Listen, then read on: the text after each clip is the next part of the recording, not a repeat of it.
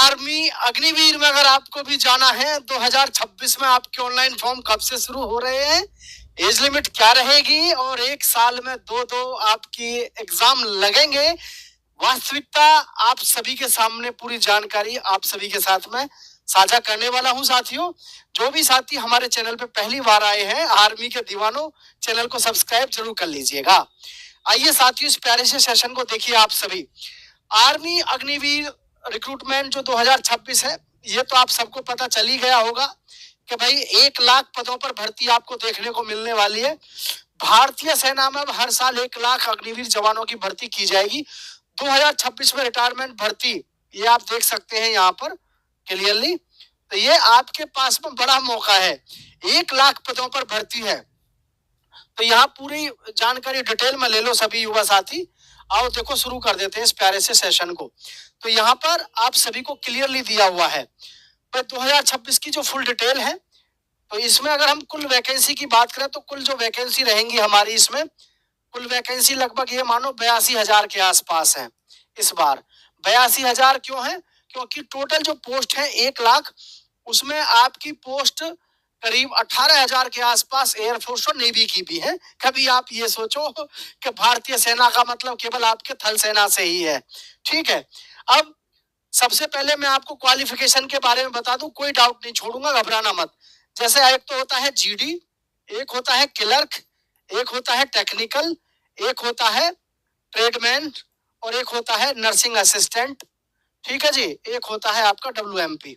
सबके बारे में फुल जानकारी ले लो। क्वालिफिकेशन की बात करता हूं मैं। सबसे पहले योग्यता, सबसे ज्यादा जो क्वेश्चन बच्चों का रहता है वो योग्यता का रहता है। इसके बाद में आपको कोई क्वेश्चन पूछने की जरूरत पड़नी नहीं चाहिए और आप वास्तव में तैयारी करते हैं तो। ठीक है, योग्यता जीडी की मैं बात करूं, सबसे पहले तो आपको जानकारी रखनी है 10वीं आप पास हो। 10वीं में 45%, कितना? 10वीं में 45%, 10वीं में 45% व किसी भी विषय में, किसी भी विषय में 33% से कम नहीं होने चाहिए। 33% से कम ना हो, से कम ना हो। अगर कम है तो फॉर्म मत भरना, मत इस इंतजार में रहना कि आपका आर्मी में सिलेक्शन होगा। अब कोई बच्चा पूछेगा कि सर मैंने 10वीं क्लास में मेरे गणित में 26 नंबर थे, मेरे 32 पॉइंट कुछ थे, मेरे 31 थे, फॉर्म मत भरने की सोचना।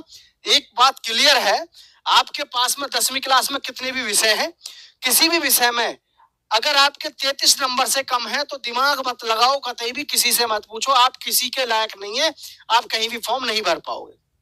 ठीक है, आर्मी में इसमें आप नहीं भर पाओगे, जीडी में। ठीक है, अच्छा, ना जीडी में भर पाओगे ना ट्रेडमैन में, किसी में भी नहीं भर पाओगे। क्लर्क की बात सुन लो। जो भी लड़का क्लर्क में भरना चाहते हैं, आप 12वीं पास होने चाहिए 60% अंक के साथ, 60% अंकों के साथ, आपके 60% अंकों के साथ। ठीक है, किसी भी विषय से हो, किसी भी विषय का मतलब आप आर्ट से हो, साइंस से हो यानी कि PCM से, और जो अगर आप बायो से हैं तो ध्यान रखना बायो के साथ में एडिशनल आपके पास में मैथ्स होना चाहिए। अगर आपके पास में बायो के साथ में मैथ्स नहीं है तो भी आप क्लर्क के लिए फॉर्म अप्लाई नहीं कर सकते, फिर आप नर्सिंग असिस्टेंट के लिए कर सकते हैं। ठीक है, अब ये आपको समझ में आ गई। लेकिन यहाँ एक बात और ध्यान रखनी है, इन इंग्लिश 50%, 50% आपके इंग्लिश में होने जरूरी हैं। इंग्लिश में 50% होने जरूरी है, क्लर्क की ये है। टेक्निकल में आ जाओ। टेक्निकल में आप केवल और केवल, ध्यान से सुन लेना सभी, कभी बाद में यो को समझ में नहीं आई। ठीक है, बहुत से अभी भी करेंगे। 12th में PCM, physics chemistry math, PCM से आपने 12वीं पास की हो, फिजिक्स केमिस्ट्री मैथ से 50% अंक के साथ, 50% अंक आपके होने चाहिए। फिर से वही, किसी भी विषय में फेल नहीं होने चाहिए, किसी भी विषय में 33% से कम नहीं होने चाहिए। अगर किसी विषय में 33% से कम है तो आप फिर फॉर्म भरने की मत सोचो। ट्रेडमैन में बात करते हैं, एक होता है 8वीं से, एक होता है 10वीं से। तो दोनों में ध्यान रखो। आपको जो ध्यान रखना है, 8वीं पास में तो आप 8वीं केवल पास होने चाहिए, केवल 8वीं पास। जो 8वीं से होता है, मैं उसको आपको ट्रेडमैन का भी बता देता हूँ, ध्यान से समझ लो। ट्रेडमैन का भी सुन लो ध्यान से, ठीक है। चलिए मैं अगला पेज कर लेता हूं एक बार आपको, ताकि और अच्छे से समझ में आ जाए।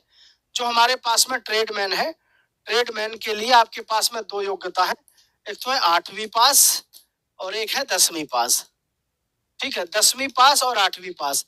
10वीं पास जो होते हैं हेल्पर होते हैं, केवल 8वीं पास, केवल 8वीं पास, और कुछ नहीं चाहिए आपके, ना परसेंटेज से मतलब है ना किसी से, केवल 8वीं पास।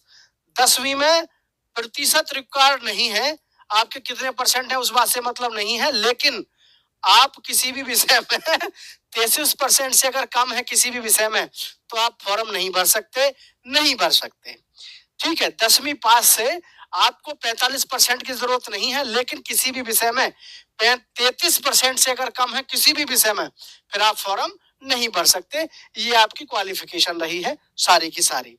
ठीक है, कोई समस्या हो तो नीचे कमेंट करके बताना, आगे बढ़ जाओ। ऑनलाइन फॉर्म हमारे कब से होंगे? तो ऑनलाइन फॉर्म जो है हमारे जनवरी में शुरू हो जाएंगे और भाई फरवरी तक भरे जाएंगे, यानी कि जनवरी व फरवरी में आपके ऑनलाइन फॉर्म फिल हो जाएंगे 2026 में, ज्यादा समय है नहीं। ऑनलाइन एग्जाम आपका अप्रैल से मई के बीच में कभी भी हो जाएगा। रिजल्ट जो आएगा आपका वो जून में आएगा, और फिजिकल जो होगा जुलाई, जून जुलाई अगस्त, भयंकर गर्मी का मौसम होता है जून जुलाई, तब आपका क्या लगेगा, फिजिकल लगेगा। किसी को कोई डाउट तो नहीं है, बता देना किसी को कोई डाउट हो तो। आगे देखो, डेट ऑफ बर्थ क्या रहेगी, सबसे बड़ा क्वेश्चन है।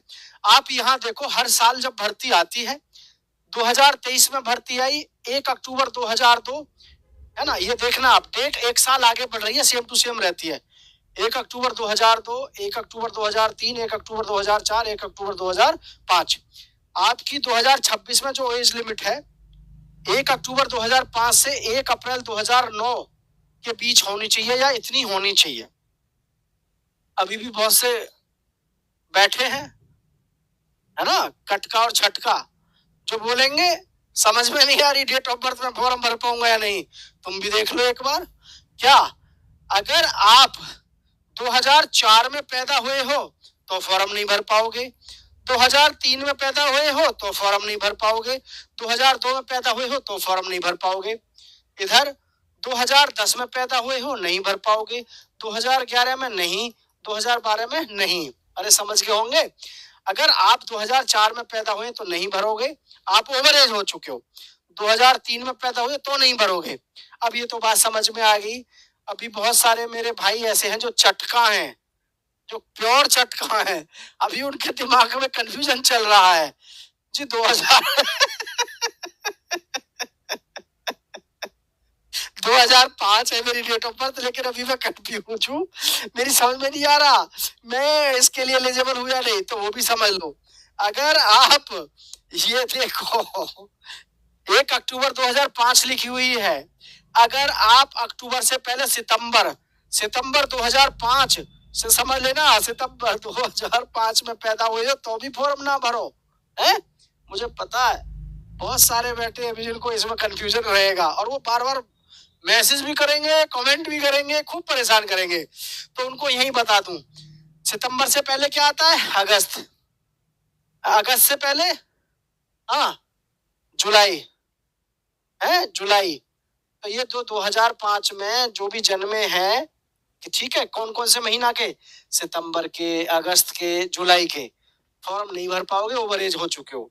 ठीक, और या जुलाई से पहले के भी हो तो भी फॉर्म नहीं भर पाओगे। जनवरी, फरवरी, मार्च, अप्रैल, मई, जून, जुलाई, अगस्त, सितंबर, जनवरी से सितंबर तक जो भी जन्मे हैं 2005 में, वो फॉर्म नहीं भर पाएंगे। 1 अक्टूबर के बाद के फॉर्म भर पाएंगे, 1 अक्टूबर के बाद के फॉर्म भर पाएंगे। उम्मीद है बात समझ में आएगी होगी। कोई चटका अभी भी बचा होगा जिसको समझ में मामला नहीं आ रहा होगा, वो नीचे कमेंट कर देना, उसको हम बता देंगे। ठीक, चलो, तो क्वालिफिकेशन आपको बता दी है। और इसमें हम एग्जाम वगैरह की बात करें तो सबको पता होनी चाहिए, जो जीडी है हमारा, सबका ही अलग अलग बता दिए रहा हूं मैं, ध्यान से देख लो, सभी के लिए अलग अलग। जीडी में आपके 50 क्वेश्चन होंगे, ठीक है, और जी आपके सभी में 50 होंगे, क्लर्क में भी 50 क्वेश्चन होंगे, टेक्निकल में भी, ट्रेडमैन में भी, सभी में। लेकिन ट्रेडमैन को और हम जीडी को एक जगह रखें तो ज्यादा बढ़िया है, क्लर्क के 50 क्वेश्चन टेक्निकल के, लेकिन ये जो होते हैं 4-4 नंबर के होते हैं दोनों के, तो इनका दोनों का पेपर जो होता है 200 नंबर का होता है। आप नंबर छोड़ो, आप तो ये दिमाग में रखो कि जी 50 क्वेश्चन में से कितने करने हैं। चाहे तो टेक्निकल में फॉर्म डालो आप, चाहे क्लर्क में, 50 में से कम 40 क्वेश्चन करने का जज्बा आप रखो, तो बाद में ये नहीं पूछने की जरूरत पड़ेगी कि मेरा होगा या नहीं होगा। भाई पास तो आप 30 क्वेश्चन पे भी हो जाओगे, 30 करके आ रहे हो तो भी, लेकिन फिजिकल करके बाहर निकलो फिर क्या मजा है। इस वजह से 40 क्वेश्चन आप करके आओ। जीडी आपका प्रत्येक प्रश्न होता है 2 नंबर का, जो कि आपका 100 नंबर का ये पूरा पेपर होता है, ठीक है। और 100 नंबर का क्या होता है, फिजिकल। तो ये प्रक्रिया आपकी रहने वाली है ना।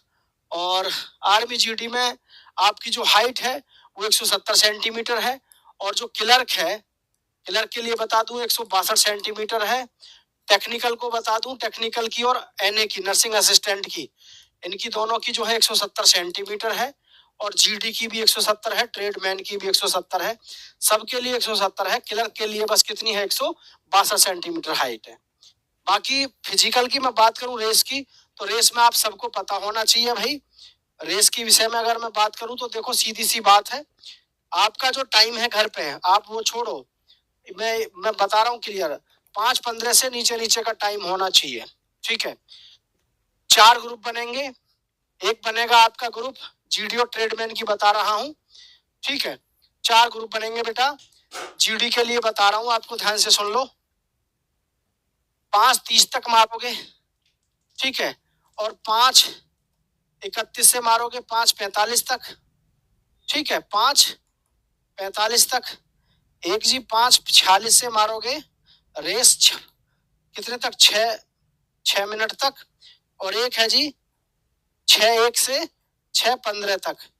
ये आपका फिजिकल का पैरामीटर है जो आपको मारना है।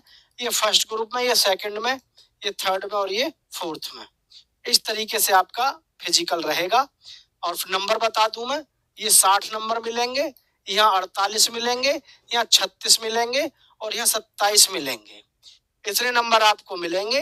अब आप देख लो कि कितने का स्कोर आपको करके आना है। तो आप सभी का बहुत बहुत धन्यवाद। फॉर्म आपके जनवरी फरवरी में शुरू हो जाएंगे, और सभी दोस्तों के साथ शेयर करिएगा, चैनल को सब्सक्राइब करिएगा। जय हिंद साथियों।